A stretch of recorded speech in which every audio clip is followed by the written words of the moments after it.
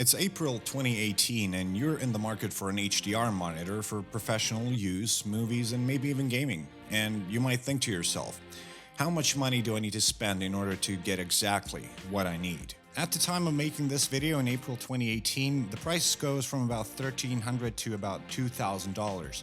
I will, however, keep the description updated with the monitors that are truly HDR, so you can check the description down below. Whenever you're watching this video, the description will be up to date.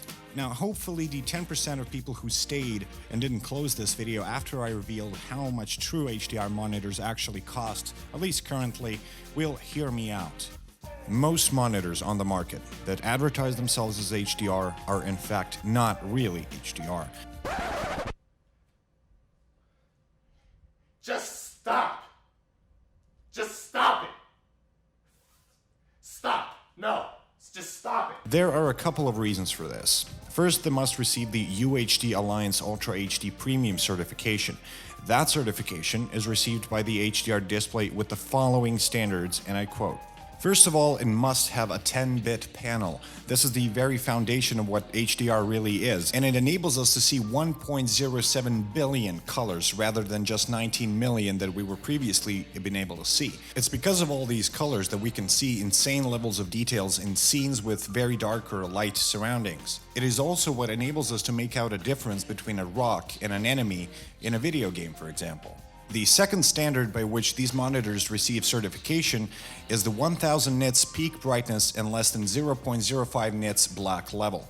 This ensures that the display can get bright and dark enough to display every single shade of the aforementioned 1.07 billion colors. Anything less results in certain shades of every color being blurred together to the point where they're indistinguishable by the human eye. Now, not having this certification and not supporting these standards means the monitor is pretty much fake. Why do these monitors and manufacturers say that they support HDR? They don't really support it. This is what actually happens. They possess an internal algorithm that makes a poor attempt at tricking people into believing they're seeing HDR. The fact is that their software actually does the opposite of HDR. They scan every frame and find light and dark colors and make them lighter or darker to artificially, and I repeat artificially, widen the light and dark gaps on the screen. After that, it finds details and textures on the screen and scans the surrounding pixels and changes their color to make the details stand out.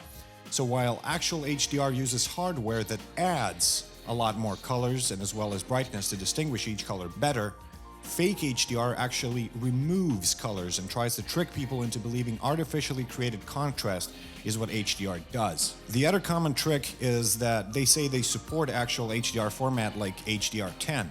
It's very convincing, but still misleading. These companies can, quote, support these formats all they want. If their monitor can't display anything but 8-bit color and has 350 nit brightness, it's not HDR.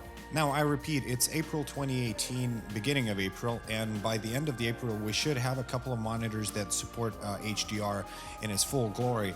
As of now, there's only two monitors that do support that. They're the Dell UltraSharp 27 UP2718Q, and the other one is the ASUS ProArt PA32UC. Both of these monitors are certified HDR, and they're 4K 60Hz, so they may not be geared towards PC gamers, but I would recommend them to console gamers if they can shell out that much cash, because they don't need any more than 60 Hz, and the PlayStation Pro and the Xbox can support HDR and make the games look really amazing. And with that, I conclude today's video. If you got any questions, comments, or concerns, and if you think that I left something out by accident, please post it in the comment section down below, and I will respond. Thank you guys for watching, and I'll see you next time.